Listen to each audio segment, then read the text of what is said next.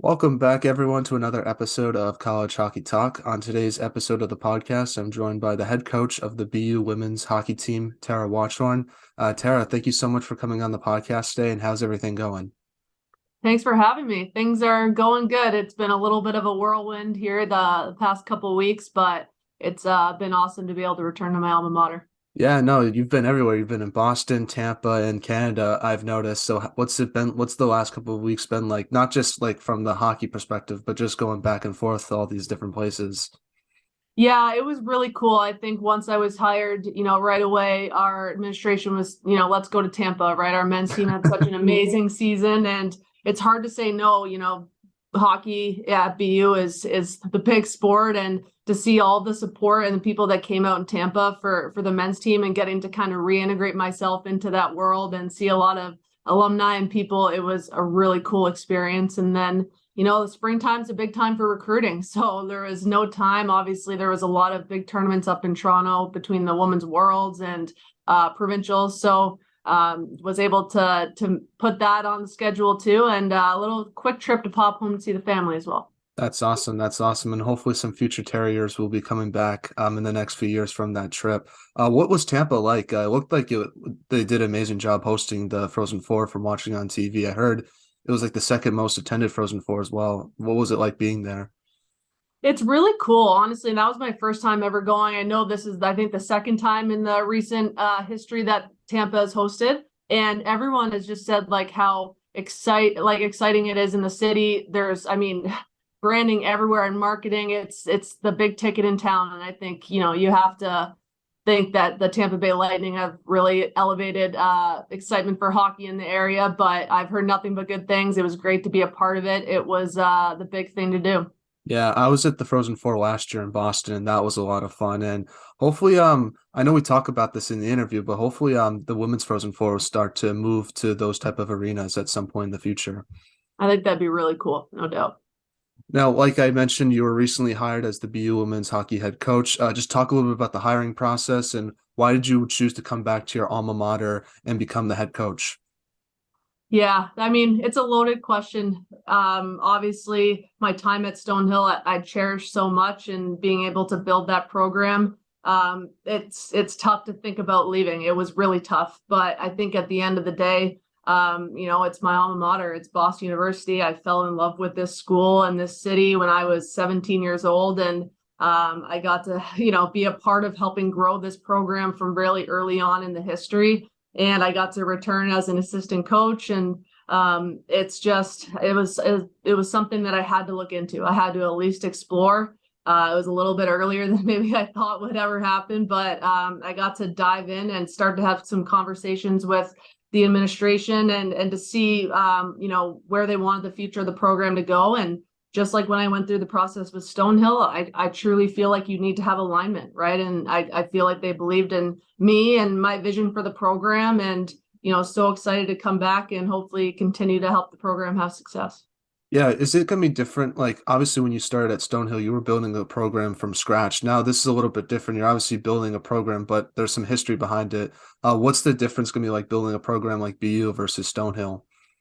Yeah, that's the first thing that I have reflected on. It's going to be so different and a completely new challenge. I think the challenges of building from scratch and the challenges of coming in on a moving ship, if you will, are completely different. And, one of the first things I said to the girls, because I have the senior class, the rising seniors I coached, but when I was an assistant, when they were freshmen, I recruited some of the girls that came in. And then there's a handful of them that I haven't, met. So what I told them was, this is a reset and a fresh start for everyone. I like to think, you can think that I grew in 2 years, and I give them the same benefit of the doubt. So it is a fresh start, but at the same time, my mentality here is to just get in, integrate myself into the team, and ask a lot of questions and try to get a sense of where the program's at first. I don't think you can truly move forward until you get an idea of where it's at. So just going to come and, have big ears and try to get a sense of where we're at and come up with a plan to move forward.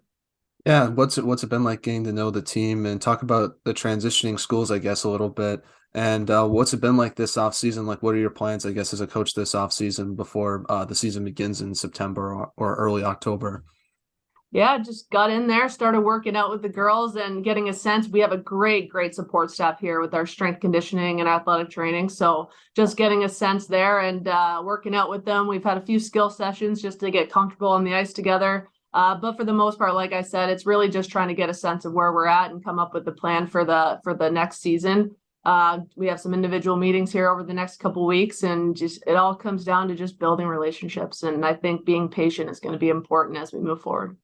Yeah, what can fans expect from the team next season as you as the head coach? Because I'm assuming you're a little bit different than Coach Durocher. So is there any like X's and O's things that might be a little bit different watching BU this year compared to years in the past?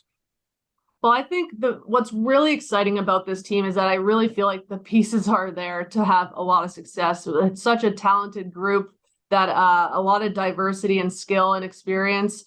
Excited about the class coming in. And I think the biggest thing for me, if I'm doing my job right and my philosophy in coaching, is that you're just going to see good habits. You're going to see team speed, team transition, but great attention to detail on defense. And that really like attack style defensive game where we're not giving the opponent time and space. And to me, that always leads to offense. So hopefully a lot of, excitement to come next season, but that's all. If I'm doing my job right, I like to think that that's going to be what you see out there.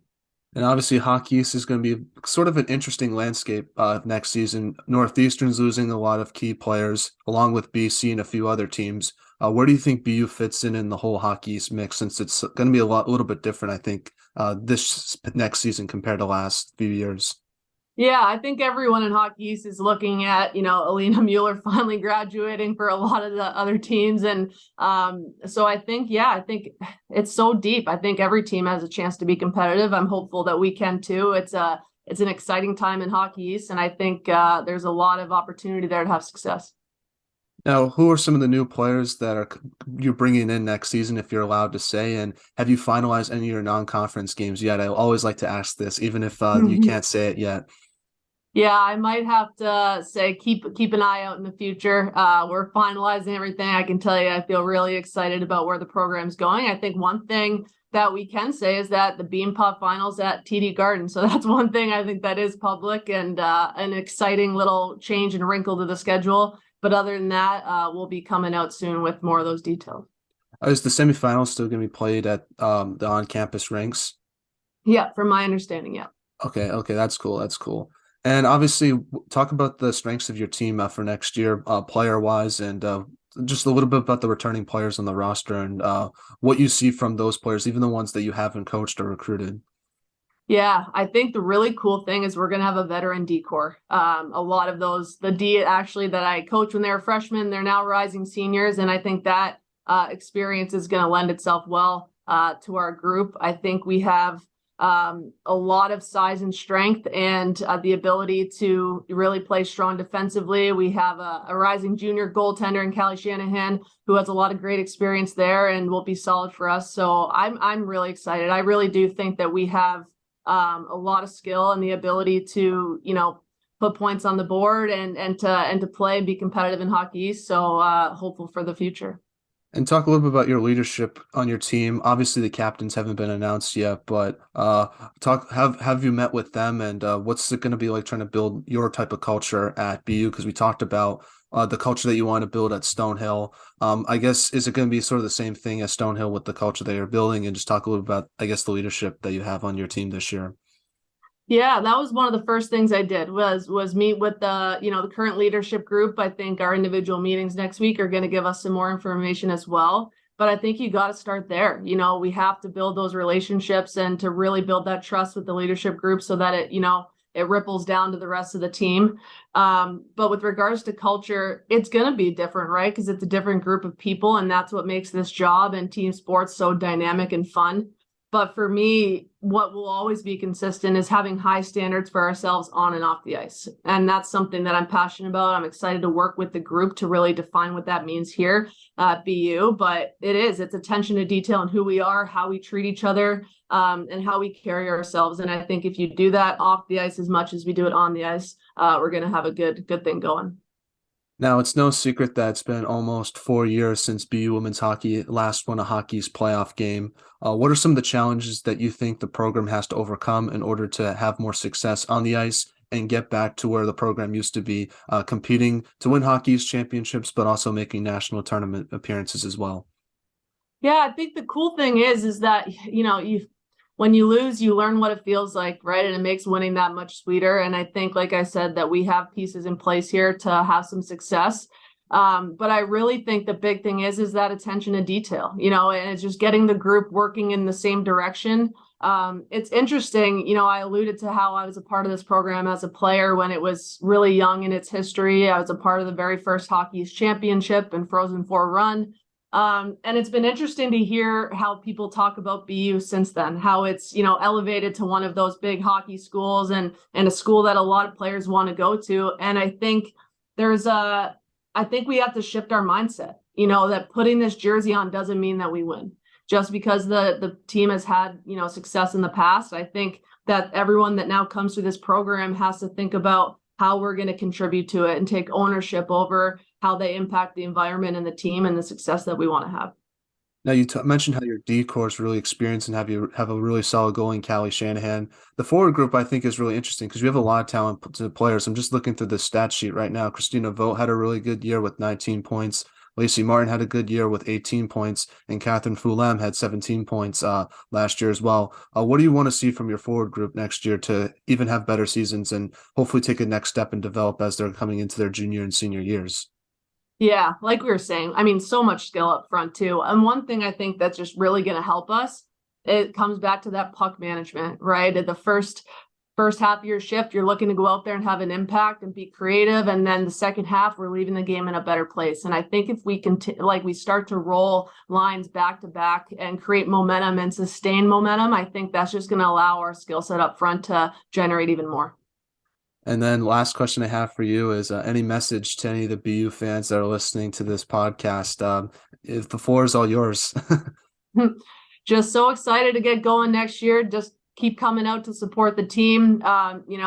It's BU, it's hockey through and through here. Excited to hopefully give you some more, exciting games to watch and looking forward to it. Yeah, I'm looking forward to it as well. It should be exciting. Can't wait to go to one of your games in person next season. I'm looking forward actually to the Holy Cross game because you versus Coach LaChapelle, Brian Durocher's two assistant. That's going to be a really cool game for him and for a lot of BU hockey fans as well. Yeah, for sure. There's a lot of things coming full circle. It's a lot of fun. Awesome. Well, thanks so much for coming on the podcast, Tara. Thank you.